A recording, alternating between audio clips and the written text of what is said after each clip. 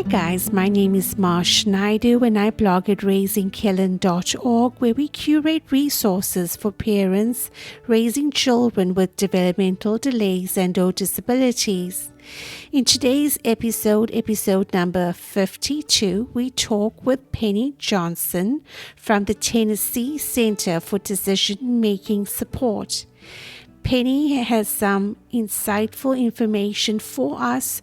And we talk all things decision making, ranging from how we build capacity, understanding options, deciding, and being able to communicate those decisions.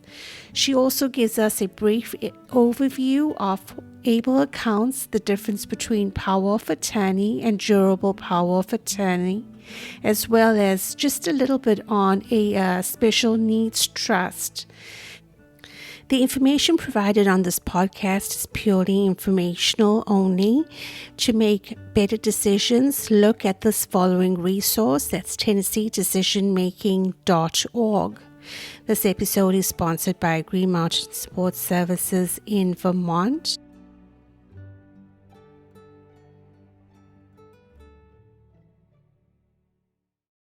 Good morning, guys, and welcome to the Raising Killen podcast. I am here today talking with Penny Johnson from the Center for Decision Making Support.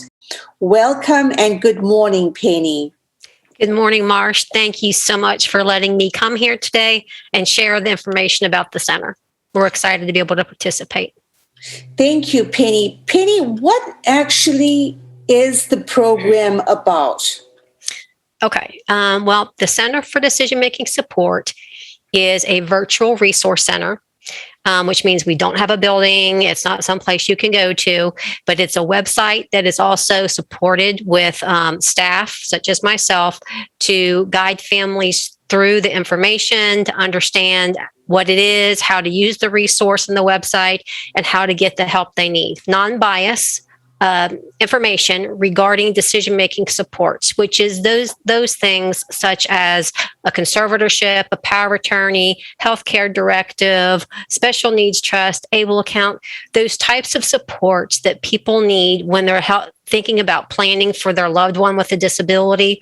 Let's say a child is getting ready to turn 18, which is a very common thing in the schools when a person with disability is about to become the age of majority. The teachers will say you need to look at getting a conservatorship or something where you can continue to be involved in their decision making. And that's what the center does. We have all information regarding all these different types of supports, how to determine what is the best support for you and your loved one, and then even how to evaluate their ability to make decisions, and then tools and resources that you can use to help them develop their decision-making skills, determine where they need help with decision-making, where other people need to make decisions for them. And since this is such a complex issue and it's so hard to determine those things, what the Center for Decision Making Support was developed so that people could find all that information in one location. So what we do is we provide understandable information about decision-making supports in one place. We offer limited one-on-one individual assistance, which means someone can call. Let's say they've been on the website, they don't really understand what to do. They can call and talk to me, email me, talk to somebody, and we will actually walk them through that whole thought process. Our staff are trained in understanding these different supports and how to determine capacity and decision-making ability and things like that. We do not offer legal counsel. Now, at the center, we're just providing information. We do associate with the Disability Rights Tennessee, and they are our partners. They do provide legal counsel if someone needs more in-depth legal counsel regarding, I understand what a power of attorney is, but how do I know if it's right for me? How do I know, what do I do if I need to get a conservatorship? Things like that. And that's where we would refer somebody to Disability Rights Tennessee, who are legal partners. We do trainings and webinars across the state. We provide tools and resources that help the families to kind of really walk through understanding how much help their loved one needs. We have just tools on evaluating decision-making ability, tools on how to help someone make a decision, how to figure out of these different decisions, which one's the best one, and set up a plan. So we do a lot of this all mostly to educate families so that they have the most information that they can get while they're making these decisions in their loved one's life and preparing for their future. Penny, you mentioned conservatorship. What exactly is that? Okay, so conservatorship is a legal process in which someone is literally going to court to have another individual's decision-making rights removed due to their lack of capacity. And that's a short version. Let me explain that a little bit. So generally what happens is when, again, a young person reaches what's called the age of majority, they get ready to turn 18. If they have a disability, their teachers generally will notify the parent, or some other professional may discuss that with the parent, that your son or daughter is getting ready to turn 18. Legally, they are their own decision maker. Now, if they don't have the ability to make some of these decisions, like maybe they can't manage their finances, or maybe they can't make medical decisions, then you need to look at a legal form or something, some kind of a plan to give the help that you would be able to help them in that decision-making ability and have the legal rights to do that, or some kind of a legal right to assist them with that. With conservatorship, it is what we call decision-making support, that is actually one that is the most restrictive, because it literally involves a court process where you have to get an attorney, and the attorney files a petition with the court. They need medical documentation. They need a lot of times educational documentation, sometimes medical diagnosis, but several different documents usually to determine how much decision-making ability that individual has, so that the court can then decide, does this person have decision-making ability? And if so, what areas do they have it? And if not, what areas don't they have it? Based on all that information, a judge will then decide if a conservatorship is needed, which is basically the individual becomes a ward of the court, and the court assigns a conservator to manage the decision-making for that person and oversee their welfare. By doing that, what you're doing is you're in whatever areas where the court has decided they don't have decision-making ability, you're literally taking their legal rights to make decisions in those areas away, and the court is now assigning someone else to manage that for the court on that person's behalf. But it's important for families to understand that this isn't something you walk into arbitrarily, that, I just need to go get a conservator because my young person is turning 18. You really need to understand what that entails, because once you get that conservatorship in place, it is very difficult to have that changed or reduced down the road. Not that a person may or may not need it, but it's something you really want to be sure that that's the step that you need to take. And in the state of Tennessee, what the court does do is they literally go through the areas, different types of decisions in someone's life, and they will determine how much decision-making they have, like what areas they absolutely don't have decision-making ability. So the good thing about that is they don't just go in and say, okay, we're moving all their rights. They actually do look at, can they manage their finances? Can they make their everyday life decisions, like what they want to wear, where they want to live, things like that? Can they make decisions on their medical? How much help do they need with medical? So that way, the court's only going to remove the absolute rights that need to be removed because the person just can't decide and they don't understand decision making in that area. And then all other areas, they get to keep their decision making authority. Working on your child having the ability to make decisions starts from an early age, and it's something that needs to be nurtured. Can you give us some kind of hints or tips as to how we can help in that process as far as decision making is concerned? Sure. Honestly, parents automatically have a tendency to help their child with decision making, whether the child has a disability or not. It's just part of everyday life. Just like a toddler, you teach them, no, don't touch that, it's hot.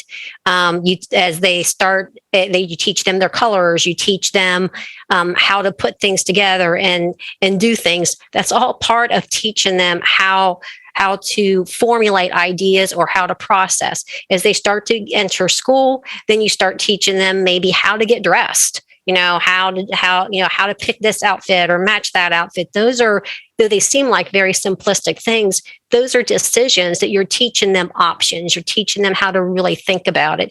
Then, of course, as they get older and they're in school, you start giving them opportunities to make decisions about, do you want to be in the soccer team or do you want to do band? And teaching them how to think that through, not just here's your options, but okay, so here is your options. What do you like? What do you like about music? Let's talk about it. What do you like about sports? Let's talk about it and look at the options and then weigh them out and let them give input on what's important to them and how they like that. That's just very simplistic teaching someone decision making. And just like anyone else, as your child grows, then and they get older in life, those decisions become more complex. Like, what kind of classes in school and high school do you want to take? What do you want to do? Do you have any ideas? Maybe try different, if they're getting to like the age of they're looking at transition, let's try different types of community service where you can see what you like and don't like to start thinking about a career. And if you like this area, what kind of training would you need? And just walking them through those ideas, helping them gather that information and those options and giving them a voice in making those decisions. The more we do that and the more we coach our loved ones and our children on how to do that, we are empowering them and we're increasing their decision-making ability. Just like you said, nurturing is a great word for that because that's what it is. You're nurturing their ability to have a voice, to be able to give input in their life and to really learn how to make decisions, because it starts with small decisions. And just like other adults, when we get into life, you transition into adulthood. Now you have harder decisions like going to college or managing your money or managing insurance and very complex things. If we don't teach them from a child how to make those decisions, and then they turn 18 and we're just expecting them to know it all, we're putting them at a great disadvantage. Can you give me an example of a resource that might be on your guys' website? So the website is set up based on charting the LifeCourse Nexus Exploring Decision-Making Support Tool. This tool was developed by Missouri UCID, which is they have a whole set of resources regarding decision-making and person-centered planning and things like that. And they've given us the authority to use their tool on our website. And what it does is it literally it looks at different, what's called domains of life. In those domains, it asks several questions. For example, like you've got one life domain is daily life and employment. And in that domain, there's several questions. One is like, do I plan what my day looks like? Do I pay my bills on time? Am I able to manage my eligibility benefits? And there's several other questions. And then with each question, you have 3 possible choices of an answer. I can decide with no extra support. I need support with my decision, or I need someone to decide for me. Now, when we're saying by I can decide with no extra support, we're not saying that you don't talk to somebody. We're just saying that you don't need any kind of formal document. You don't need a representative to make that decision for you. You don't need a power of attorney to make that decision for you. You can make the decision. You may just need to do some research, talk to somebody, get a little bit of advice, and make the decision. I need support with my decision. With that one, we're talking about you need some kind of formal, what we call a formal decision-making document, such as a power of attorney, a durable power of attorney, a healthcare directive, something like that, where you've assigned somebody to help you make that decision legally. And then I need someone to decide for me. That one is one where we're saying is, I do not have the ability to make the decision. Now, even with someone talking to me, even with other support information, that individual just does not have the capacity to make those decisions. In that case, you're talking like a conservatorship, healthcare surrogate, could be a representative payee, someone who is what we call a surrogate decision maker who can make those decisions on the behalf of that individual. And the reason that we set our website up this way is we set it up so that there's levels of decision-making ability. So that when you go onto the resources page, there's actually 4 levels, one including for minors, and then the other 3 regarding these categories. Because what it does is when someone completes this tool and goes through all these different domains in life and all these different questions, and they really look at how much help they need in decision making and what areas they need that helps guide them to understand what kind of what we call resources or decision-making supports they would need. So when they go onto the resources page, let's say in several categories, they have, or several of the questions they have, I need support with my decision. So they would click on that category, I need support with my decision, and it'll pull up little what we call thumbnails of information on things like a power of attorney, a durable power of attorney, a rep payee, an ABLE account, special needs trust, supported decision making. It gives you just a real quick, like 1 sentence explanation of what it is. Then when you click on it, it actually then gives you a lot more information, a whole page of information related to what we call that decision-making support or a resource. Because what it does, the whole point of it is, again, to help individuals learn this information and then try to figure out with all of this different information what's really needed in their loved one's life and how do we put this plan together. So these resources are that information along with some of these tools like the LifeCourse Tool. We also have a tool to help someone make actual decisions where it walks them through step by step making a single decision, how to set up a decision-making support plan once they have gathered this information and they're trying to figure out, okay, I might need a rep payee for this. We might need a power of attorney for this area, and then they actually complete a document called support decision making plan or supported decision making agreement, where they get their key supporters involved and they develop a team and they work on the decision making. And these tools are on there, and those are the things that we call resources, as well as we have a resource directory that lists several organizations regarding that have anything to do with decision making, decision supports, and individuals, other services for people who have disabilities.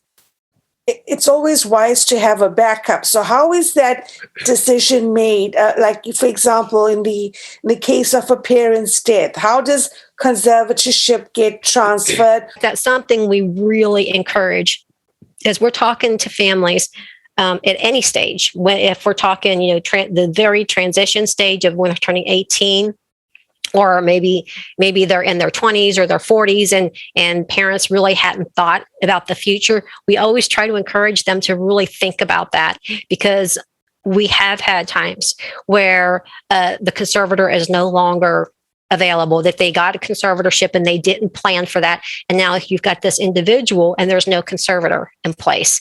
And that process is basically someone has got to go to court and say, hey, this conservator is either no longer has capacity to be a conservator, or this conservator has passed away. We need to get a new conservator. And again, that's a legal process. And then the problem becomes, who is the person who's going to file that petition? Who becomes responsible? Who becomes the conservator?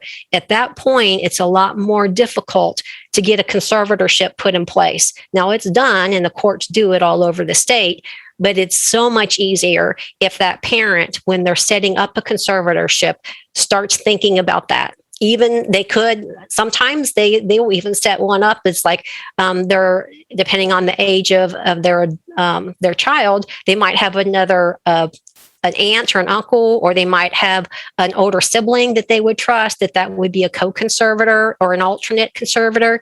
But at least they need to be thinking about how to plan for that should something happen to the conservator, because it really does put the individual at a risk, because there's no one to make those life decisions. Like if there's a medical emergency, who's going to be the person who's going to make that decision for them?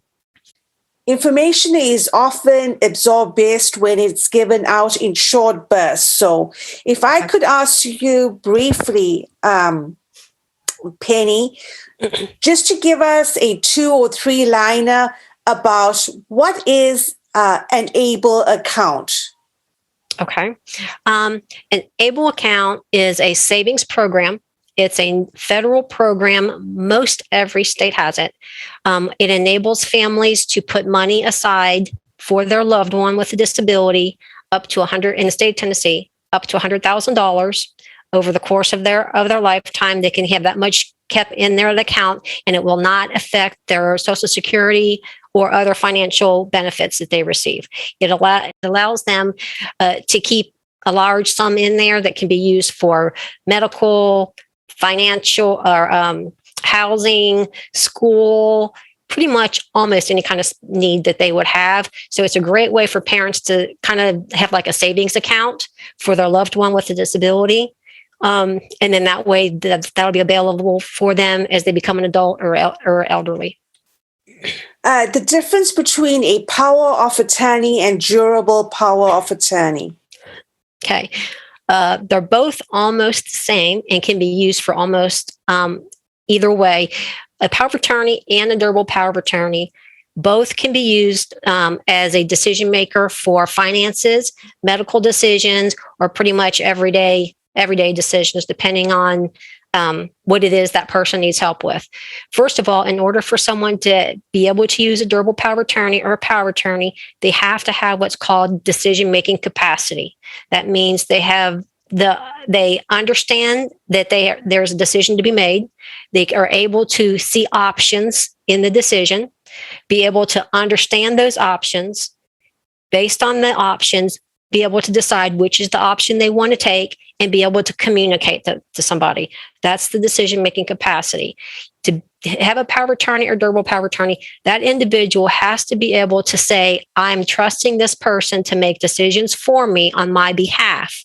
But at any time, I have the ability to take it back from them because I understand what it is to make a decision. I'm just not good at making maybe some of these decisions.